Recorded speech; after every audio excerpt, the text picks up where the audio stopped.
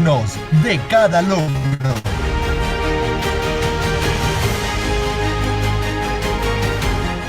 Fuertes en cada desafío.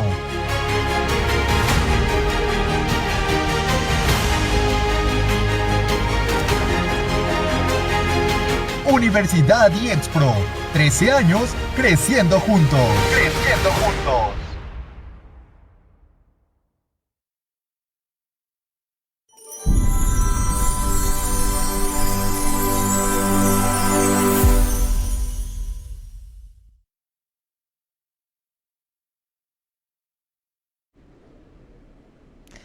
Hola, muy buenas tardes a todos y todas. Bienvenidos, mi nombre es Cintia Alcocer y les doy la más cordial bienvenida a una emisión más de nuestro programa Más Salud Mental para Todos. Sin duda, el tema que nos aguarda el día de hoy es muy interesante y también muy importante. El día de hoy hablaremos del Alzheimer, el cual es una enfermedad neurodegenerativa que no solo afecta a quien la padece, sino que también impacta profundamente en el entorno familiar. A medida de que la memoria, el lenguaje y las habilidades cognitivas de la persona se deterioran, los familiares se ven enfrentados a desafíos pues también emocionales, físicos y organizativos. En este programa se abordarán estrategias clave para afrontar justamente el cuidado y el apoyo a pacientes con Alzheimer en el entorno familiar, con un enfoque en la gestión emocional, la adaptación del hogar y la mejora de la calidad de vida tanto del paciente como de los cuidadores. Por eso hoy abordaremos el tema Alzheimer, estrategias de afrontamiento en el entorno familiar. Y nuestra ponente especialista en la salud mental tomará este gran reto de abordar y desarrollar este tema que sin duda mantiene muchos matices. Vamos a conocer a la invitada del día de hoy. Adelante. Nuestra invitada del día es la maestra Alejandra Romero Aguirre.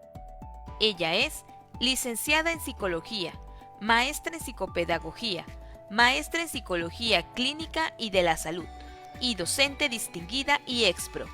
Bienvenidos.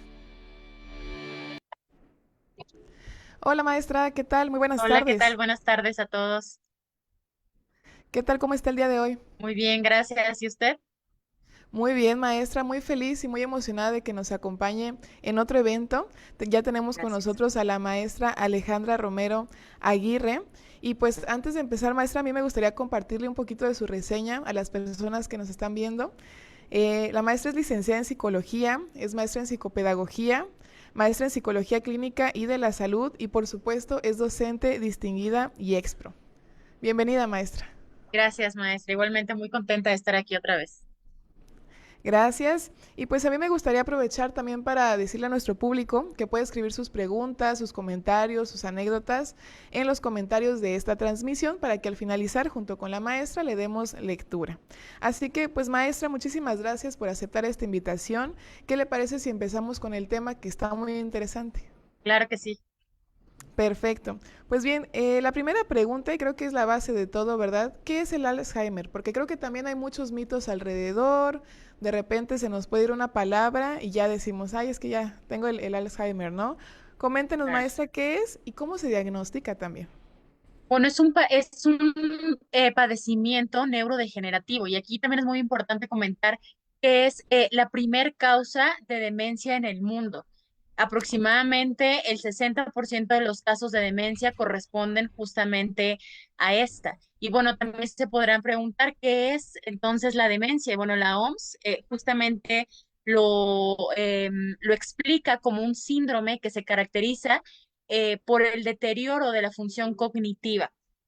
Entonces, este deterioro no puede asociarse, por ejemplo, al envejecimiento de un ser humano, sino más bien se ve reflejado o está inmerso en situaciones, por ejemplo, de control emocional, de comportamiento social o incluso de la motivación. Y no hablamos de la motivación únicamente con, ay, es que quiero hacer algo, sino también desde el por qué estoy haciendo las cosas o para qué estoy haciendo las cosas. En el caso de el diagnóstico, no hay una sola prueba, o sea, digamos algo como, por ejemplo, te vas a hacer análisis de sangre y sabes si estás alto en colesterol, en triglicéridos, en glucosa, en ácido úrico, ya ven todo esto esta parte que nos indica que hay un número y que sabemos que únicamente con esa prueba ya lo sabemos. Acá es el diagnóstico incluye un conjunto de elementos, como por ejemplo el análisis de los antecedentes médicos que se tienen o incluso a veces hasta familiares, la evaluación del estado mental, que esto se da no solamente con la cuestión de la observación, sino también existen algunas pruebas que lo aseguran o que nos pueden indicar cierto deterioro, el examen físico y sobre todo el examen neurológico. En la parte neurológica existen estudios de imágenes cerebrales como la tomografía que, pues bueno, nos ayudan a ver si existe o no un deterioro como tal en la parte del cerebro. Ok, muy bien, maestra. Por ejemplo, en este sentido de un estudio neurológico, ¿verdad? Entiendo que cuando una persona pudiera estar sospechando de o ve a algún familiar, la primera opción siempre sería ir a un psicólogo. No, la primera opción sería siempre ir a un neurólogo. Ah, ok. Ajá, Bien. Ya de ahí ya partimos. Quiero entender para así ese es, tratamiento integral. así Excelente. es. Ujú. Ok, maestra. Pues justamente hablando de, pues de esta pérdida, ¿verdad? De funciones cognitivas, pues el día de hoy estamos hablando también de cómo impacta en la dinámica familiar, ¿no? En el entorno de la familia. Y a mí me gustaría, maestra, que nos comentara cómo llega a afectar el Alzheimer, pues justamente, ¿no? En la dinámica familiar. Esta es una pregunta muy interesante y muy importante. El impacto surge desde el diagnóstico, surge desde el momento en donde le dicen el paciente tiene Alzheimer. Ahora aquí también el impacto que va a tener en la familia va a depender mucho de la etapa en donde se encuentre. Eh, y esto tiene que ver con el grado de dependencia que tiene en este caso el paciente hacia su familia. Sin duda esto va a generar cambios estructurales, cambios funcionales, porque la demencia tiene un impacto físico, un impacto emocional, un impacto social, incluso un impacto económico. Entonces, en todas estas áreas se va a ver afectado. Ahora, también hay estudios que aseguran que el impacto, a ver, no estoy diciendo con esto que si una persona entre más sana psicológicamente esté o emocionalmente, porque aparte de ser una noticia, ninguno estamos sanos al 100% emocionalmente, aunque hayamos tenido una infancia maravillosa, siempre hay cosas ahí que solucionar. No existe este concepto de sano al 100% a nivel psicológico, pero bueno, estos estudios han demostrado que si los familiares o los cuidadores en este caso tuvieron, bueno, entre más sanos, por llamarlo de alguna manera, o entre más estables hayan estado previo al diagnóstico, entonces mejor va a ser el desarrollo.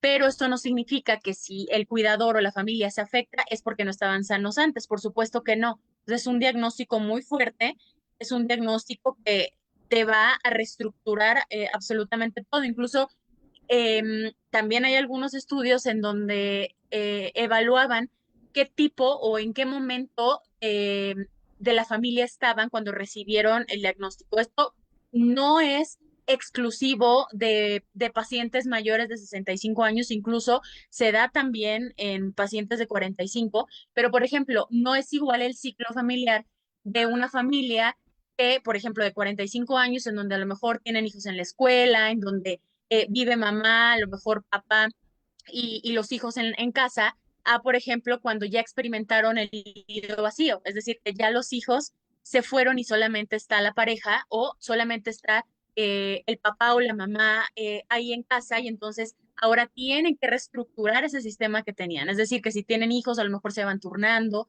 Entonces también se ve ahí inmersa esta parte de la dinámica familiar. Claro, claro, y ahorita que menciona eso, maestra, viene a mi mente, digamos, cuando le dan un diagnóstico a un familiar, no es precisamente que ya el día de mañana se le vaya a olvidar todo, Así es, ¿verdad? exactamente. Es, es Ujú. progresivo, ¿no? Entonces, en relación a esto, maestra, sería bueno bueno, me gustaría saber su punto de vista, ¿no? ¿Qué tan bueno sería que la familia, pues, tuviera esta comunicación o esta charla de decir, bueno, a partir de ahora qué vamos a hacer, ¿no? O sea, en caso de, porque sabemos que es una enfermedad, pues justo, ¿no? Que se va desarrollando con el tiempo, como esta Claro, planeación. así es sumamente importante y creo que el primer paso o el paso previo a esto que menciona maestra, que es muy importante, es la educación en cuanto a la enfermedad. Es decir, Ujú. saber cuáles son las etapas, saber cuáles van a ser los cambios, saber hasta qué punto el paciente puede hacerse dependiente o va a llegar a ser dependiente de los familiares, qué implica a nivel emocional también para el paciente, qué implica a nivel social, qué implica a nivel funcional en general. O sea, de qué manera impacta. Cuando estaba estudiando la licenciatura, tuve la oportunidad de hacer mi servicio social en un centro que se dedicaba a esto. Y es muy fuerte ver que, bueno, en ese tiempo solamente se apostaba, o bueno, mayoritariamente se apostaba a la parte, por ejemplo, de gimnasia cerebral, a la estimulación en ese aspecto, pero recuerdo, incluso era como una escuela, o sea, yo no sé cómo esté ahorita, no voy a mencionar el nombre tampoco de la institución, pero en ese tiempo era como una escuela en donde llegaban a cierta hora y se iban a cierta hora, incluso había una combi que pasaba por ellos, y era como una escuela, o sea, como varias clases, gimnasia cerebral, estimulación, etcétera.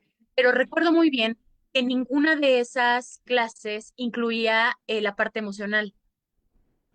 Por ejemplo, comían a cierta hora y recuerdo que a mí me tocaba, yo estaba haciendo mi servicio, ayudarles a veces a lavarse las manos, ayudarles con las cucharas, ahorita ya tocaremos ese punto, pero era muchísima la frustración y a nivel emocional, en esa institución al menos, no estaban al 100% cubiertos. Por ejemplo, no es lo mismo un paciente que ya estaba muy avanzado y que, bueno, había que apoyarlo en muchas áreas y a lo mejor ya no interactuaba tanto incluso. Eso no significa que no haya sufrimiento o que no esté sintiendo algo. Pero, por ejemplo, en pacientes recién diagnosticados o en pacientes que están en una etapa media, el impacto era muy fuerte. Incluso llegaban y decían, es que tengo mucha hambre y llegaban a la hora de lavarse las manos, al momento de lavarse las manos, y decían, es que no me acuerdo cómo lavarme las manos. Y se les quitaba el hambre, ya no comían. Entonces, hay que ver también esta parte psicológica. Y esto, pues bueno, implica, como bien dice maestra, a toda la familia.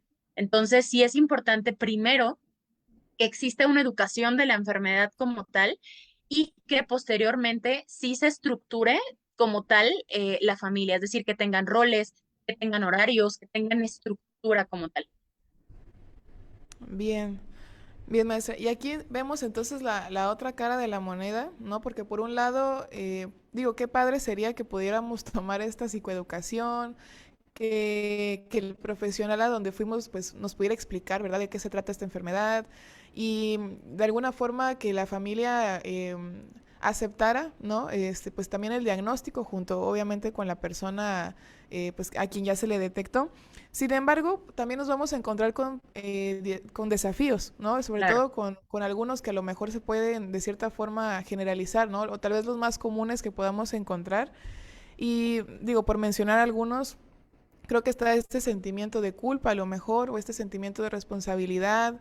A lo mejor en las familias ocurre como este pensamiento bueno, ya va a ser otra, lo voy a poner así, ¿no? Otra carga, ¿no? A lo mejor es muy eh, incorrecto decirlo así, pero se llega a pensar, ¿no? Entonces, claro. sí nos gustaría, maestra, que nos comentara cuáles son estos principales desafíos a los que se enfrenta una familia cuando un miembro es diagnosticado con Alzheimer. Claro, bueno, existen varias dimensiones, existen muchas, pero creo que las más importantes son las que voy a comentar. Y estas dimensiones no solamente impactan a la familia, sino que también el paciente a la hora de enfrentarse al diagnóstico las empieza a vivir. Tenemos como tenemos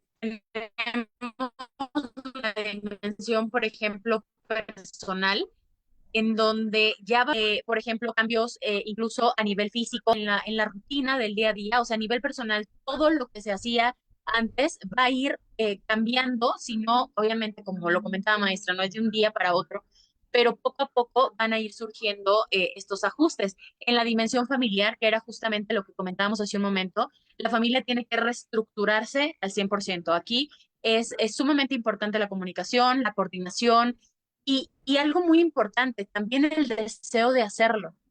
porque en muchas ocasiones podemos llegar a hacerlo, pero no lo hacemos, por ejemplo, con la mejor actitud o con la conciencia de aquello con lo que nos vamos a enfrentar. Y es muy importante tener esta conciencia de esto con lo que me puedo enfrentar tarde o temprano, para que también mi actitud pueda irse modificando conforme los cambios. De nada sirve, por ejemplo, que el cuidador llegue y se desespere y grite y se enoje y entonces va, lejos de ayudar, va a perjudicar aún más. En la dimensión social, pues bueno, una situación muy frecuente es el aislamiento. O por ejemplo, también ahorita lo vamos a tocar, esta parte de, bueno, como ya fue diagnosticado, entonces voy a hacer todo por él. Y no se trata de eso, o sea, no se trata de impedir que la persona, el paciente participe. O sea, lejos de esto se trata de más bien ir conforme la evolución de la enfermedad. Y bueno, la parte económica yo creo que no es necesario ni siquiera explicarla porque cualquier enfermedad trae consigo gastos, trae consigo, pues bueno, una serie de elementos que pues impactan generalmente de manera negativa a la parte económica. Y ahí también hay que hacer una reestructura porque ya el dinero no va a ser el mismo, vamos, el dinero como lo teníamos contemplado, que iba a ir o hacia dónde iba a ir, pues habrá que reestructurarlo. Así es, maestra. Ahorita acaba de tocar un punto que me parece que es importante desarrollarlo un poquito más, el de la comunicación. Ahora sí que en consulta, ¿verdad? Hay algunos pacientes que sugieren mucho esto de la frustración como un sentimiento, vaya, persistente, ¿no? Porque dicen, es que cómo le puedo decir a la persona o a mi familiar sin que se moleste, sin que se enoje, ¿no? Sin que lo tome a mal, porque muchos familiares, pues a lo mejor en este afán de hacer un bien, ¿no? La otra persona que también está pasando por un duelo, que también está con esta aceptación, en esa transición de aceptar la pérdida de autonomía, la pérdida de a lo mejor de identidad incluso, ¿no?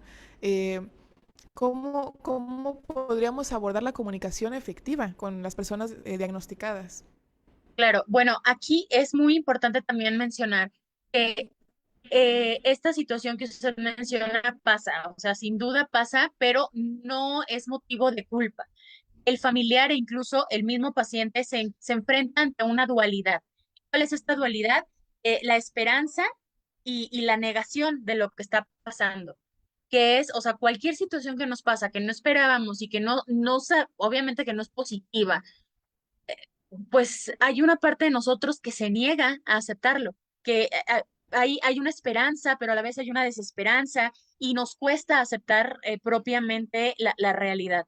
Es un proceso tanto para el paciente como para los familiares. Entonces, yo creo que el primer punto es aceptar que va a haber un cambio en el estilo de vida. Eso es vital. O sea, si nosotros no aceptamos que va a haber un cambio en el estilo de vida, entonces vamos a estar muy lejos de poder apoyar como debe ser.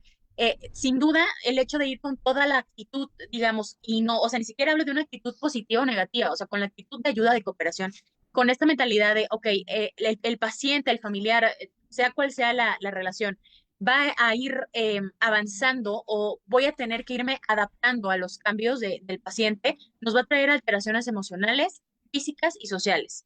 Incluso se ha demostrado que, bueno, ahí hay muchas alteraciones físicas, incluso a nivel salud, sobre todo en los cuidadores. O sea, la salud no solamente se afecta en el paciente, sino también en los cuidadores. Hay muchos estudios que lo respaldan.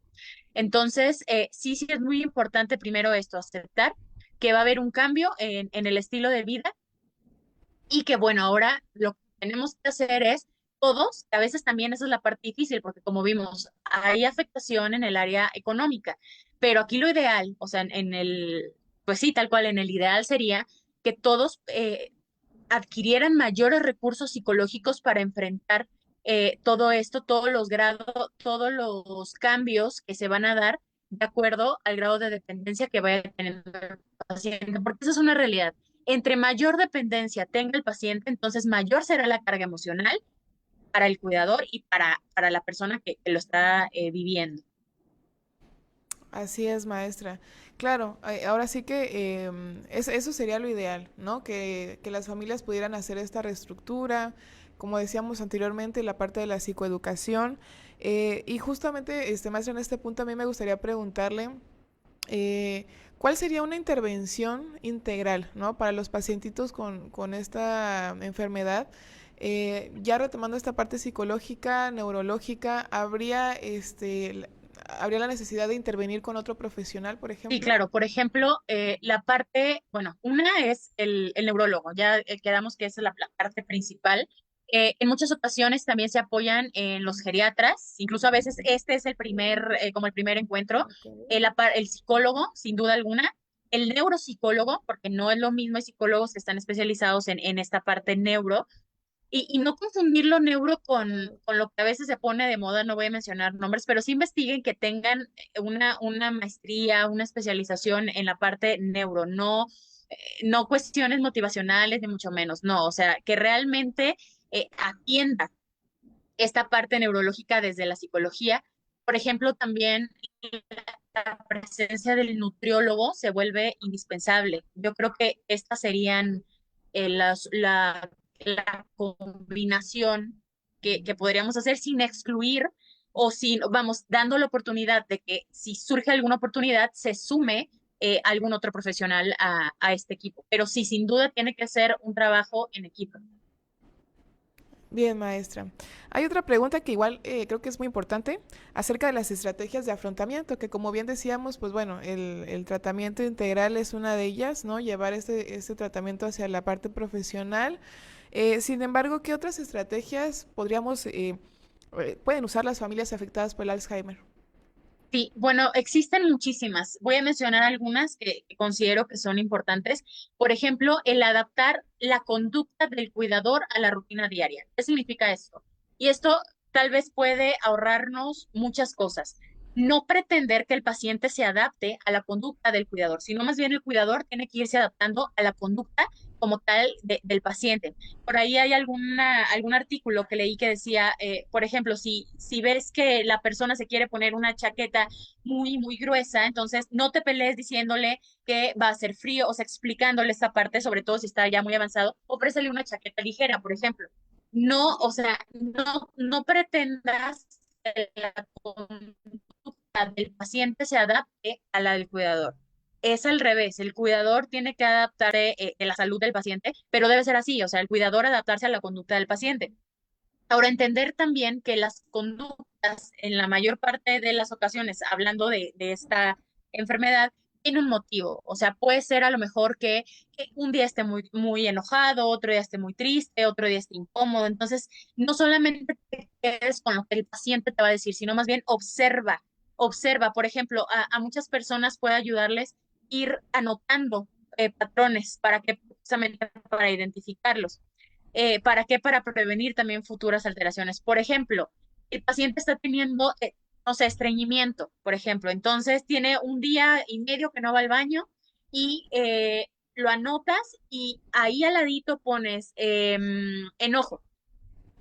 Y entonces la próxima vez que se enoje tú o la próxima vez que tenga estreñimiento, tú vas a saber que esta persona se comporta de esa manera ante ciertos estímulos. Obviamente somos seres dinámicos y no siempre vamos a tener la misma reacción, pero esto puede ayudar a entender qué está pasando. Otra sería que es muy, muy importante revisar los medicamentos. No me refiero a ver, si no somos médicos, obviamente no podemos ir y opinar sobre esto. A lo que me refiero es a que pues bueno, tener ese contacto con el médico tratante, por ejemplo, si el paciente refiere dolor, qué cambios está teniendo, o sea, llevar una lista, tener un historial de las dosis de los medicamentos que está teniendo y qué medicamentos está teniendo. Sobre todo algo muy importante, maestra, identificar cuáles son los posibles efectos secundarios de los medicamentos. Un ejemplo, he tenido pacientes que vienen recetados por el psiquiatra y que a punto de chocar o con mucho sueño no se concentran. ¿Por qué? Porque el psiquiatra no les dijo cuáles iban a ser los efectos o los posibles efectos. Digo, afortunadamente son los menos, pero sí es importante preguntar, por ejemplo, ¿esto tiene efectos secundarios? ¿Debo yo tener cuidado con esto? Se puede, no sé, disminuir o aumentar la dosis, dependiendo, obviamente no lo hagan ustedes, o sea, todo va a ser con las indicaciones del médico, pero eso es muy, muy importante. Y otro elemento muy importante también es facilitar la autonomía y simplificar las tareas. Esta parte que comentaba hace un momento, ok, el paciente fue diagnosticado y entonces ya por eso tú lo quieres bañar, ya por eso tú cuando el paciente puede hacerlo, o sea, todavía tiene esta parte autónoma, entonces tú ya estás queriendo frustrarlo. Lejos de ayudar, esto va a perjudicar. O sea, recuerden, tenemos que ir siempre en caminando de la mano, pero con la velocidad de los pasos del paciente. O sea, si el paciente puede bañarse, entonces déjalo que se bañe, obviamente, supervisando, etcétera. Por ejemplo, una de las recomendaciones ahí, más bien física, sería, y hay sillas especiales para eso, pero sí, no ser invasivos, no pretender quitarle la autonomía solamente porque ya le dijeron que tiene este diagnóstico cuando a lo mejor todavía no está tan avanzado y puede hacerlo. Y por último, aquí la confianza y la tranquilidad en todo sentido tiene un papel muy importante. En ocasiones puede haber frustración, o en muchas ocasiones puede haber frustración por parte sobre todo del cuidador. Es muy fácil que cuando nos enojamos nos salgamos de esta estabilidad emocional y entonces gritemos, hablemos con fastidio, se nos acabe la paciencia y a veces cuando se nos acaba la paciencia se acaba un poquito el compromiso. Entonces, es muy importante cuidar el tono de voz, adaptarnos a entender la enfermedad. Aquí nuevamente volvemos a la psicoeducación, entender cuál es el proceso para no frustrarnos con nosotros mismos y más bien entender lo que está pasando, comprenderlo y armarnos de paciencia y entonces hablar con un buen tono, ser amables, no invasivos, no groseros, no tener un tono en donde nos desesperamos, porque entonces lo que vamos a lograr es pues todo lo contrario, ¿no? No ayudar precisamente. Bien, maestra. En este caso de los cuidadores, por ejemplo, creo que también es importante resaltar el autocuidado, ¿no? Ujú. O sea, uno como cuidador, no dejar de lado también esa parte, que creo que muchas veces se va hacia eso, ¿no? Hacer todo por la persona y yo me dejo hasta Claro. el final, ¿no? Y una de las preguntas también sería ello, maestra, por ejemplo, ¿cuáles serían algunas recomendaciones, pues, para que el cuidador también sobrelleve esta situación y que, pues, ya no resulten dos enfermos, vaya, Claro, ¿no? aquí también híjole, si no estamos bien nosotros, no van a estar bien, no podemos estar bien con los demás y no están bien los demás. Eso, por ejemplo, se les dice mucho a las mamás en consulta. O sea, sí, sí quieres que tus hijos estén bien, pero para que tus hijos estén bien necesitas tú primero estar bien. Entonces, pues bueno, para sobrellevar esta situación, lo primero, y creo que esto no va tanto a la parte psicológica que ahorita vamos a entrar, es muy importante querer cuidar, es muy valioso querer cuidar, pero es aún más valioso saber cuidar. ¿Sí? Sí. Entonces, aquí, pues bueno, esta parte de poder entender qué cambios de comportamiento va a haber, qué cambios en el entorno tengo que hacer y sobre todo no olvidarse de sí mismos. Por ejemplo, el ir a terapia yo considero que aquí es de vital importancia. El tener espacios de esparcimiento también, el poder pensar o tener tus propias actividades, no estar al 100% ahí. He tenido muchos pacientes y no uno ni dos, o sea, han sido varios, en su mayoría, bueno, tanto hombres como mujeres han sido un poquito más mujeres, pero también hay hombres, o sea, les estoy hablando que 6 y 4, no hay tanta diferencia, Sí. en donde, por ejemplo, se enfermaban sus papás o se enfermaba alguien de su familia, y entonces ellos se dedicaron a cuidar gran parte de su vida, y entonces cuando voltearon se dieron cuenta que pues no habían hecho a lo mejor lo que ellos querían, se habían quitado la oportunidad de vivir. Y esto no significa que esto sea por cuidar a los papás o por cuidar a la familia. Esto es por, pues bueno, esta falta de equilibrio, que en muchas ocasiones no es elección, ¿eh? O sea, por ejemplo, en una familia en donde solamente uno de los hijos está cuidando, imagínense los retos que enfrenta a nivel económico, a nivel emocional, porque si esta persona no está ahí, entonces ¿quién los cuida? Entonces, en la medida de lo posible, sí darse esos espacios de encuentro consigo mismos, o sea, de no dejar de tener esta vida propia, en la medida de lo posible. No puedo decir, es que esto tiene que ser así, porque sé que las situaciones y las vidas son diferentes, las necesidades son diferentes, pero en la medida de lo posible, no olvidarse a sí mismos. Claro, tener un espacio siempre propio, ¿no? Al final del Ajá. día, regalarse ese tiempo, por supuesto. Y de hecho es muy común, ¿no? Creo que algo que podemos mencionar es que el estrés y la ansiedad pareciera que también se disparan, justo confrontando este tipo de situaciones en donde te toca, pues, cuidar a otra persona, ¿no? Así es. Y, ok, maestra. Bien, pues pasando a otra sección, maestra, a mí me gustaría pasar a pregúntale al especialista, si le parece bien. Claro que sí. Excelente. Gracias.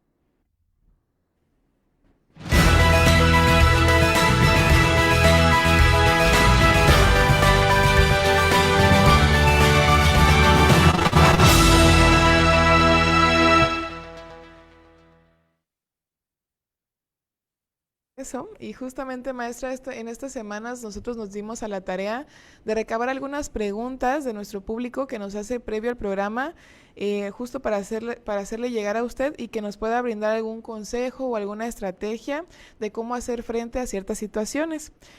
Una de las primeras preguntas es, ¿cuál es la principal causa del Alzheimer? Ok, no existe como tal una sola causa. Actualmente esto sigue en estudios. Es multifactorial. Uno muy importante es la genética. Los antecedentes familiares tienen un impacto significativo, es decir, que si, por ejemplo, alguno de los papás padeció Alzheimer, entonces el hijo tiene mayores posibilidades.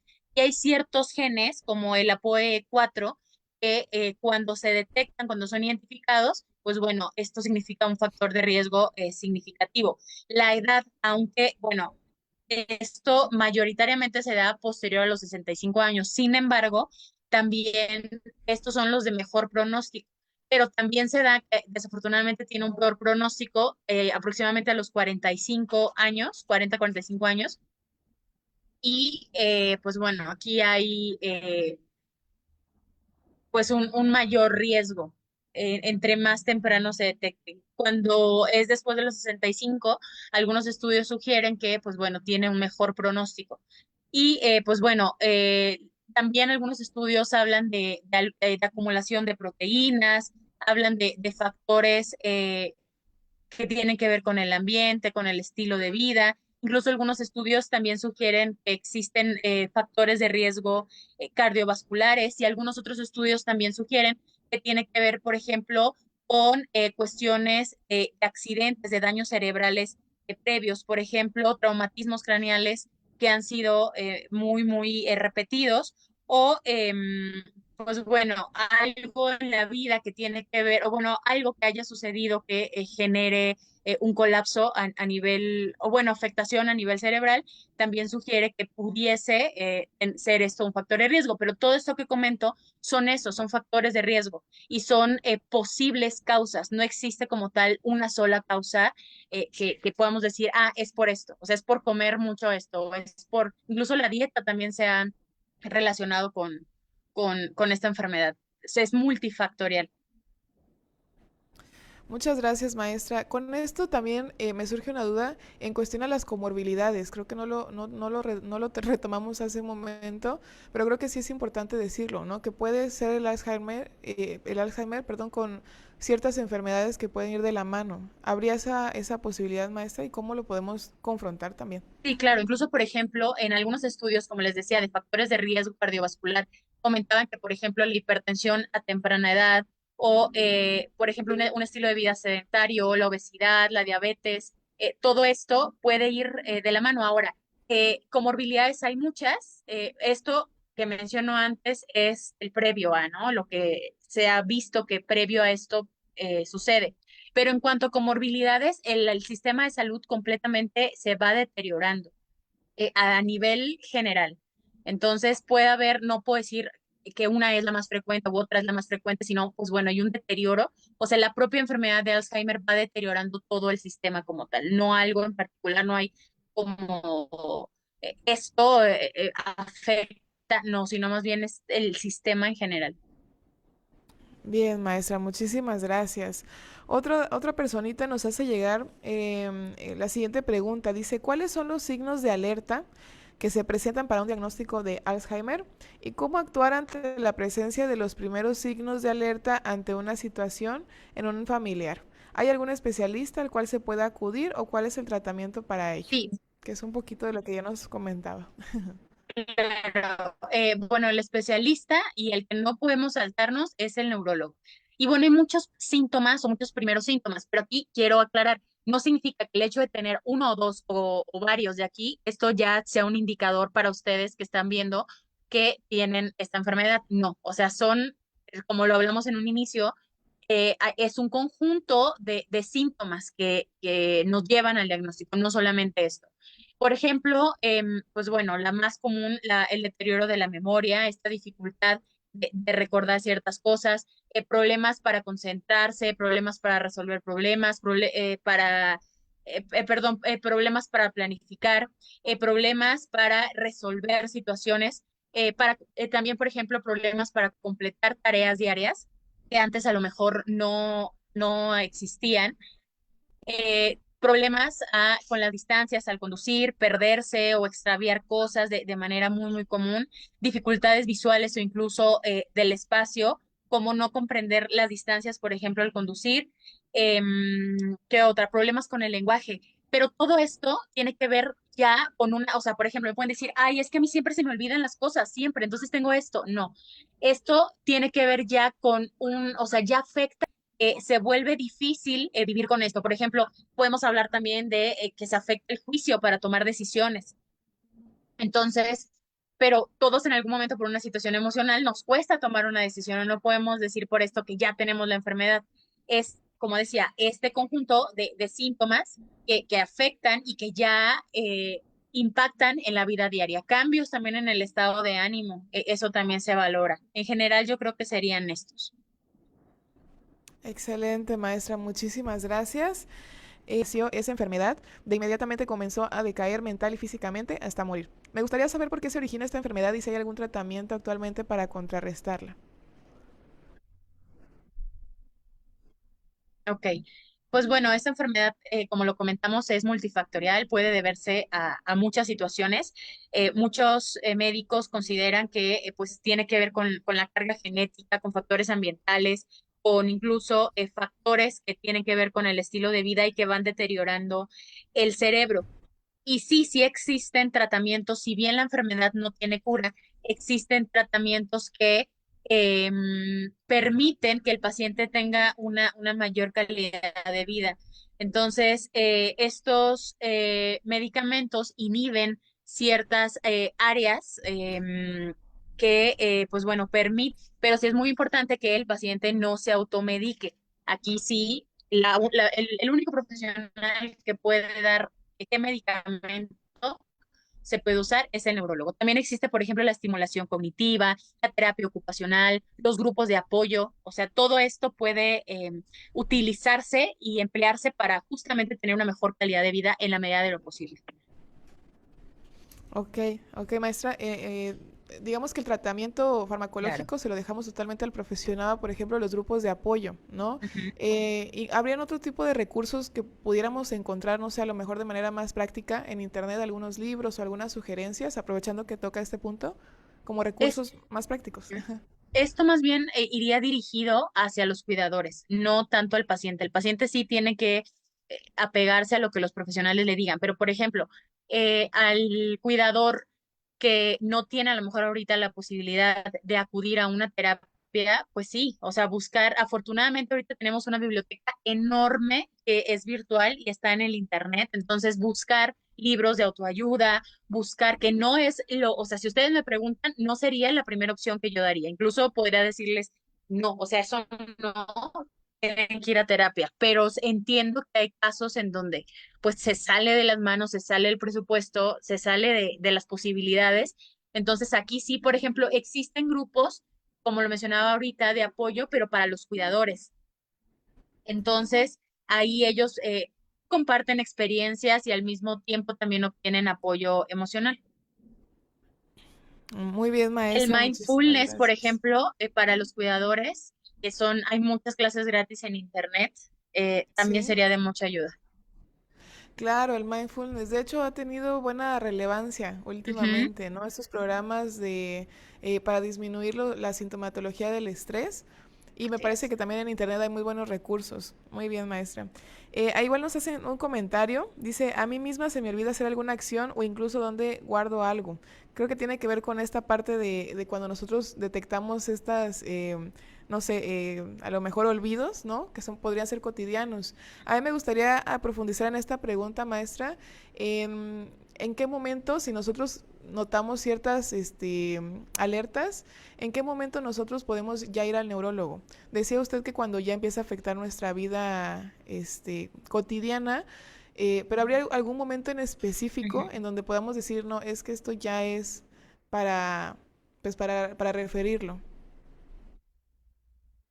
Ajá, bueno, primero, la mayor parte de la causa de los olvidos tienen que ver con otras situaciones de índole emocional. O sea, es normal que se nos olviden cosas. Por ejemplo, podemos tener ansiedad, podemos tener demasiada carga de trabajo o ser multitareas, querer hacer todo al mismo tiempo y entonces ahí es completamente normal que se te olvide, falta de sueño. Hay muchos factores que con hábitos de organización pueden ayudar como tal a que esto no surja, organizarnos más, anotar las actividades que tenemos que hacer, reducir el estrés, hacer ejercicio, etcétera, muchas cosas, dormir lo suficiente, muy importante. Pero bueno, ¿cuándo hay que buscar al especialista? Pues bueno, cuando ya estos olvidos afectan tu capacidad para realizar actividades cotidianas, como lo decía, cuando, por ejemplo, ya en muchas ocasiones, digamos, ya en más de dos, tres ocasiones, te sientes desorientado en lugar, o sea, en tiempo, espacio, te sientes desorientado, cuando tienes problemas para realizar tareas, cuando se te olvida cómo hacer algo y ya dices, no, ya es la segunda, tercera vez que me pasa esto, cuando junto a esto que acabo de mencionar o acompañado de esto que acabo de mencionar, tenemos también, por ejemplo, o bueno, tienen problemas para encontrar palabras a la hora de hablar. Yo creo que estos tres elementos, cuando se dan en repetidas ocasiones, ya es momento de buscar un especialista, que no necesariamente nos va a llevar al diagnóstico de esta enfermedad, pero ya vale la pena buscar a lo mejor. El neurólogo te va a decir, ¿sabes qué? Pues cerebralmente estás bien, pero considero que tienes un tema de ansiedad o que tienes un tema de depresión, porque también, por ejemplo, en la depresión se da todo esto. Es O sea, cierto. esto y peores cosas, ¿no? O sea, cosas realmente muy graves. Entonces, yo creo que ya cuando vemos que nos pasa dos, tres veces en un mes todo esto que les acabo de decir, entonces ahí sí vale la pena buscar ayuda, sea o no, vamos, se trate o no de esa enfermedad. Por supuesto, muchísimas gracias, maestra. Y otra de los comentarios que nos hacen llegar dice, mi padre de 64 años empieza a olvidar cosas muy comunes y nos preocupa que pueda estar desarrollando esta enfermedad. ¿Cómo podemos ayudarlo?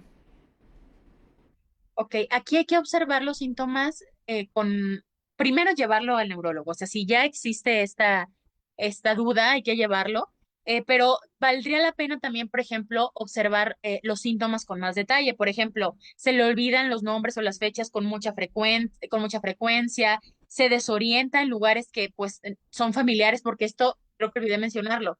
Cuando hablo de desorientación, hablo en lugares que son familiares. Porque, por ejemplo, si vas a una ciudad que no conoces, obviamente te vas a sentir desorientada. A eso no me refiero a lugares familiares.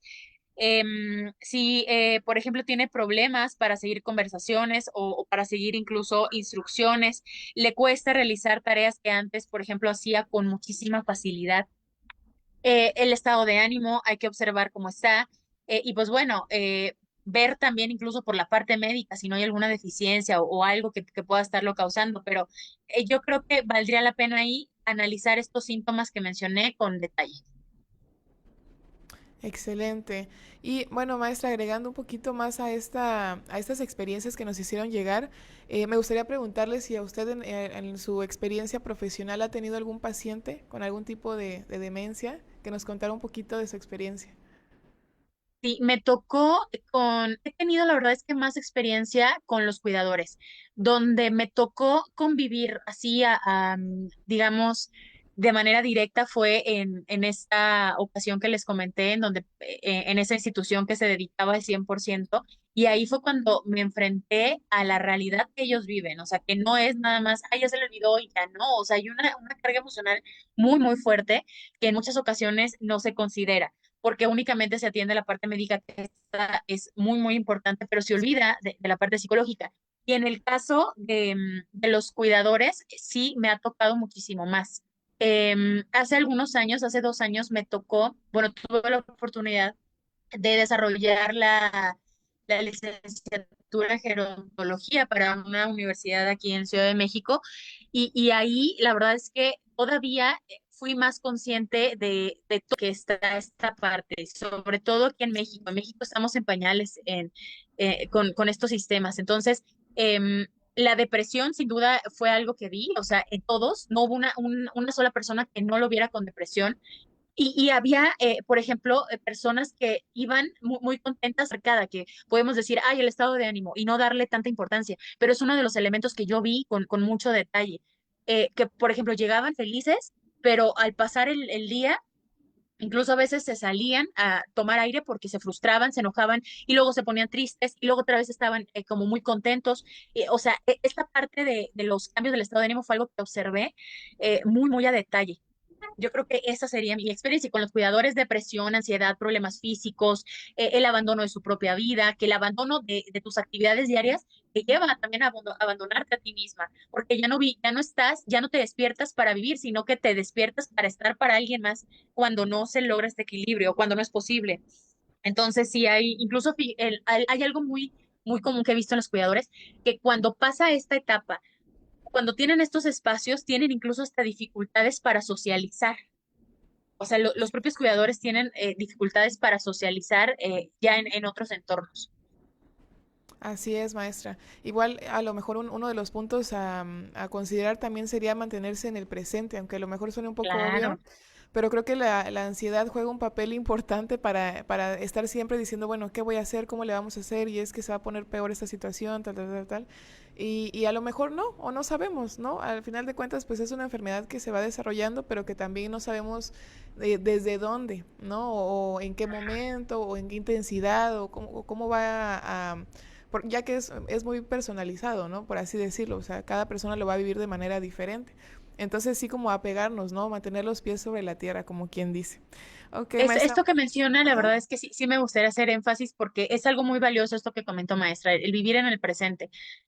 Hay algo también que creo que esto no lo mencioné, que he observado en tanto en esta oportunidad que tuve con los pacientes como con los cuidadores, y es la culpa. La verdad es Ujú. que, por ejemplo, en mi práctica clínica puedo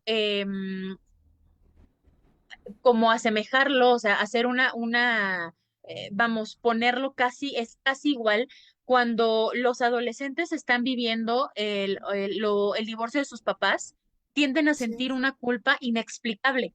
O sea, que no saben por qué o encuentran motivos, pero como muy al aire, de sentir que por ellos, sí. que la separación se dio por su culpa.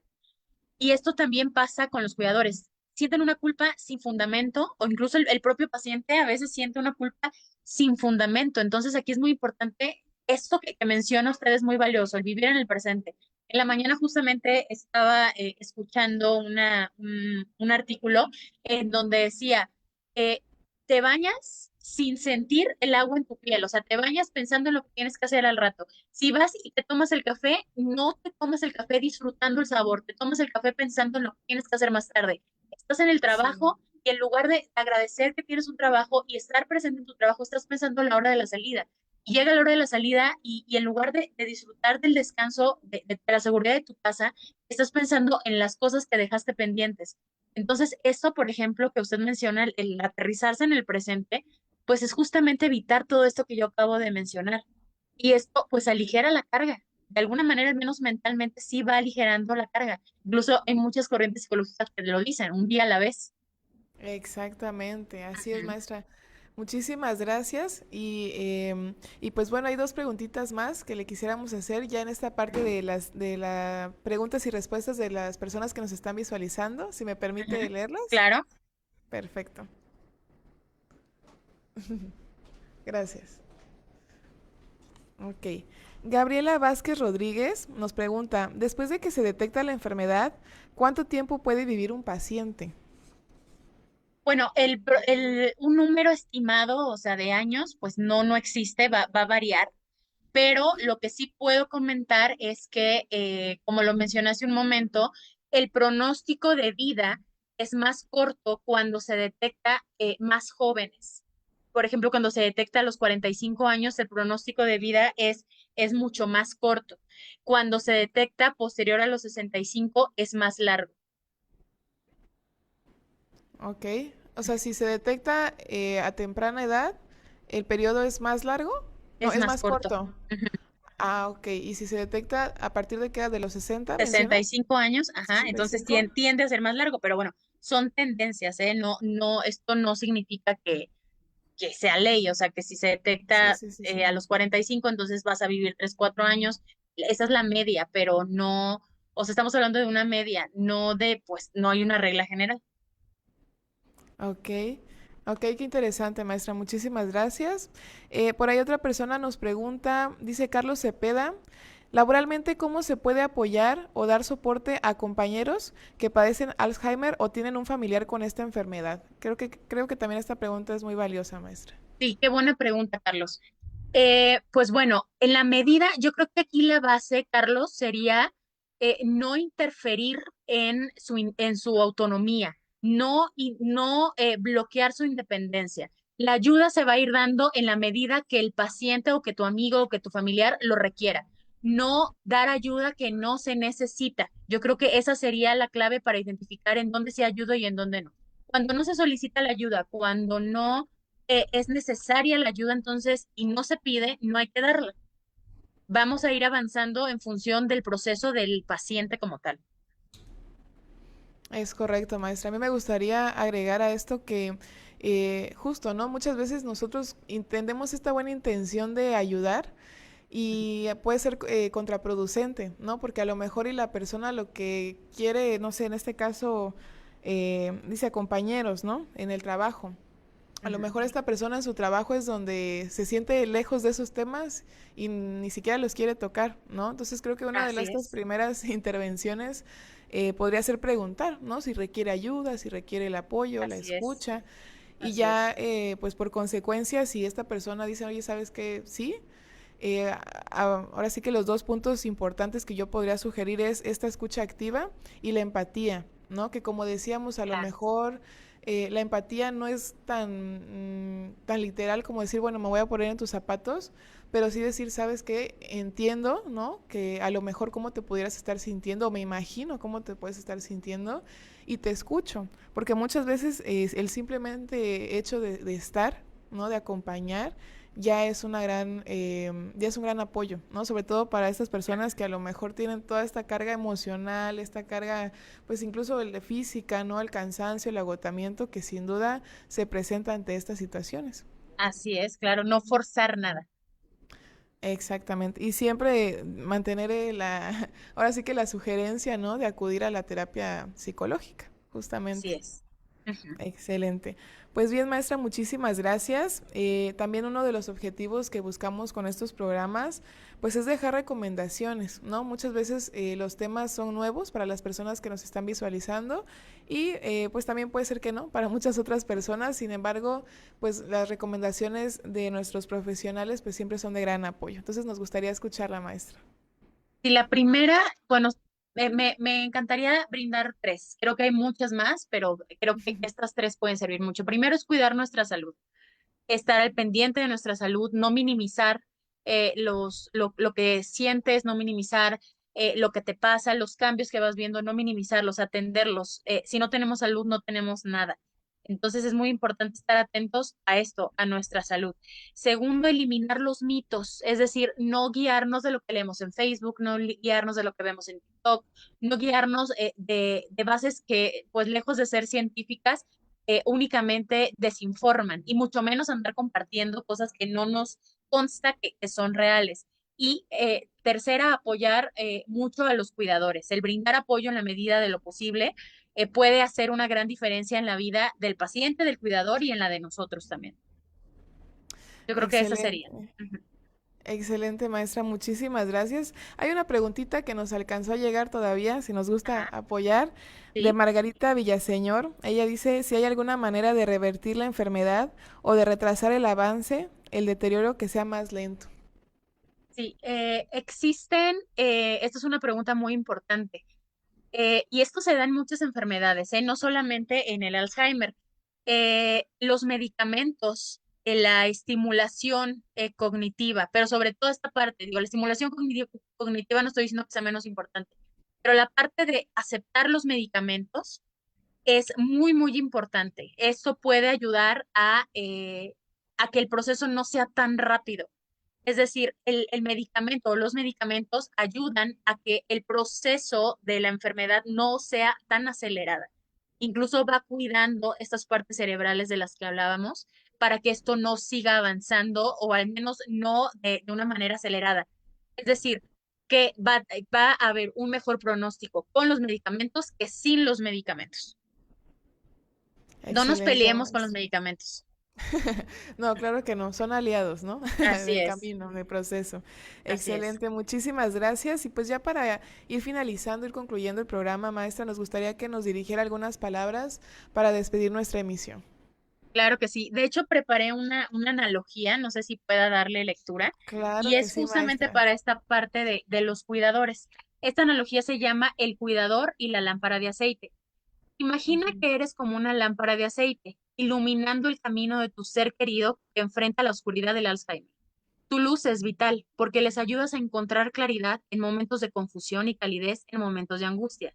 Sin embargo, esa luz no puede brillar sin el aceite que la alimenta. Cada día que cuidas, estás ofreciendo parte de ese aceite, tu tiempo, tu energía, tu paciencia y amor. Pero al igual que cualquier lámpara, si no te tomas el tiempo para rellenar ese aceite, eventualmente la llama se apagará, dejándote sin fuerzas para seguir adelante. Cuidar a alguien que amas es un acto de generosidad y compasión, pero no puedes olvidar que para seguir siendo la luz en la vida de esa persona, necesitas cuidarte a ti mismo. Rellenar tu aceite puede ser algo tan simple como tomarte un respiro, hablar con un amigo o buscar ayuda para no llevar todo el peso solo. Es necesario alimentarte emocional, física y mentalmente para poder continuar brindando la luz que ellos necesitan. Recuerda, no es egoísta cuidar de ti mismo, es esencial. Solo así podrás seguir alumbrando el camino sin quedarte a oscuras tú también. Excelente, maestra. Qué bonitas palabras. Me gustó mucho su analogía. Esto de no quedarse sin aceite, ¿verdad? Cuidarse uno Así mismo es. es esencial. Muchísimas gracias por compartir, maestra. Maestra, perdón, gracias por aceptar nuestra invitación. Gracias a Siempre es un ustedes. gusto que nos acompañe. Y pues ha llegado el momento de despedirnos. Pero no antes, maestra, yo quisiera regalarle un diploma, un reconocimiento. Gracias. Si me permite darle lectura. La Universidad Gexpro otorga el presente reconocimiento a la maestra Alejandra Romero Aguirre por su destacada y valiosa participación en el programa de Más Salud Mental para Todos con el tema Alzheimer, estrategias de afrontamiento en el entorno familiar, realizado en las instalaciones de la Universidad Gexpro en Tuxtla Gutiérrez, Chiapas, el día 14 de octubre del 2024. Muchísimas gracias, Muchas maestra, se lo gracias. hacemos llegar por ahí. Y gracias también a las personas que nos estuvieron acompañando en el transcurso de esta transmisión. Recordando que si quieren saber más acerca de estos temas que hemos abordado también anteriormente, podrán encontrar videos, infografías, imágenes alrededor de estos temas en nuestras diversas redes sociales. Estamos en Facebook y en TikTok. Y pues asimismo les hago una invitación para nuestra siguiente emisión del programa Más Salud Mental para Todos, el día lunes 28 de octubre a las 5 de la tarde, en donde abordaremos el tema Prevención e intervención en el acoso escolar. Muy interesante también, así que los invitamos a visualizarnos. Sin más, muchísimas gracias, deseo que pasen una feliz tarde. Nos vemos. Gracias, nos Gracias, vemos. maestra. Nos Hasta vemos. luego.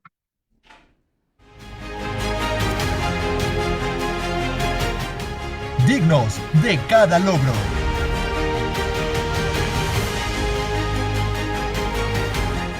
Fuertes en cada desafío.